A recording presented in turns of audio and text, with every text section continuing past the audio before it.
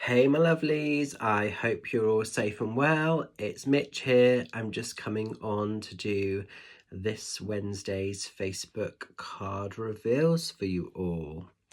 So, if you were drawn to card number 1, we're going into the energies of the Four of Pentacles.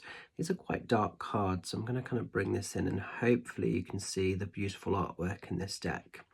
So Four of Pentacles, when it shows, it could be that maybe some of you have been slightly overspending at the moment, and maybe there's a need to be a bit cautious, a bit careful of how you're using money. It could also be that maybe you've been guarding and protecting money, so maybe money has felt a little bit vulnerable. Finances in general maybe have felt not as freely available as they would usually be. This card also shows a lot if perhaps we're having to save up for things, so maybe like it's just been quite an expensive time for you. It could be that you've had a run of bills or extra expenses that you haven't kind of allowed for, and it could just be a time to sort of fasten up the belt a little bit. This card also shows quite a lot if perhaps we're having to guard our money from outside influences.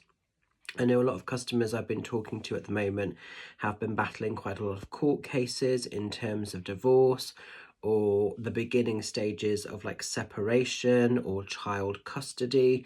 And if you fall into that category, maybe money has just been a little bit kind of vulnerable, and maybe there's an awareness for sort of how to use it, how to protect it moving forward. But it's sort of sitting quite comfortably, quite nicely there. And even though there's an awareness of it, this kind of vampire kind of character is still very much in control of what has to happen, of what has to take place.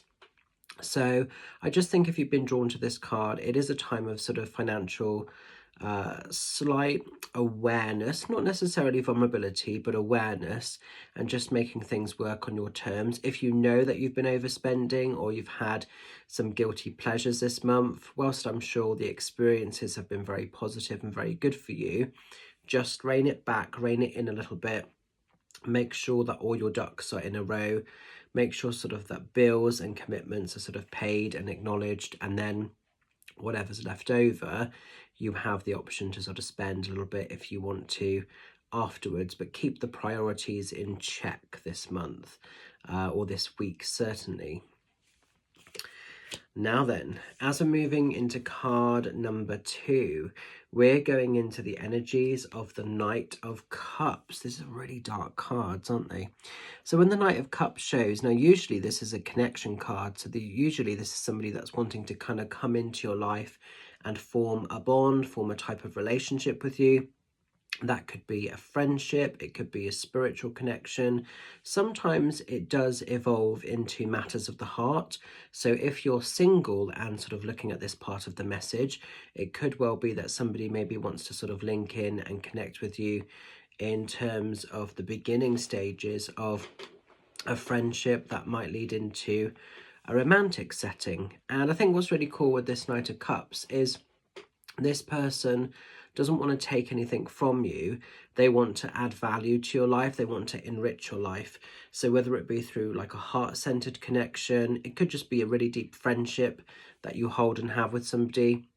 But it could be, if you're single, somebody coming into your life that might sort of stir up that vibration of love.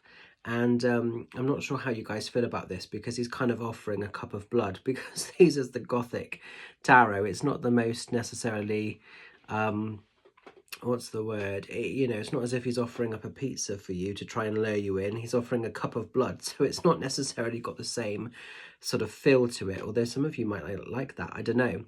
But definitely there's going to be a connection. And what's cool though is because he's offering this up to you, he's not wanting to take, he's not wanting to rob anything from you. He's wanting to enrich your life in some way. So it's time to take a chance on love. It's time to take a risk on friendship. It's time to take a chance on positive connections, people coming into your life for the greater of good, people coming into your life that want to sort of better your world in some way.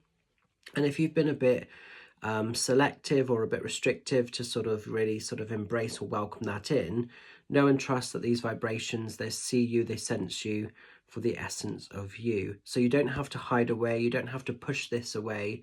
You can welcome this connection in, whether it be a friendship or whether it expand into a romantic sort of state of play. It's available for you to sort of explore and to have in whatever way you decide. So an interesting one.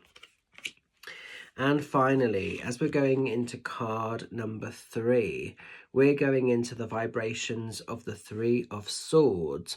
Now, when the Three of Swords shows, could be that some of you have been battling a deep loss, a deep grief, a deep level of heartache. Maybe some of you are grieving for somebody that has recently transitioned over to the spirit world. Maybe it's coming up to the anniversary of a passing of a loved one, sort of still very linked to your heart in spirit. Occasionally this kind of shows if maybe we're having to detach from a physical person, so there could be a living grief that we're going through. Maybe there was someone that you were heavily, deeply connected to, whether it be friendship, whether it be a type of love, connection, and you know, whatever's happened, whatever's taken place, maybe they've hurt you, maybe they've let you down, and maybe you're having to sever that connection now. But Three of Swords takes us into a space of loss, heartache, grief and sorrow, sometimes a bit of depression and a bit of anxiety. So maybe just your thoughts in general have been in quite a low vibration. Maybe you've been really struggling to stay positive. And I think if you're in this space, it's really, really important to honor the feelings, the vibrations of what this brings, even if it is very heavy, even if it is very hard.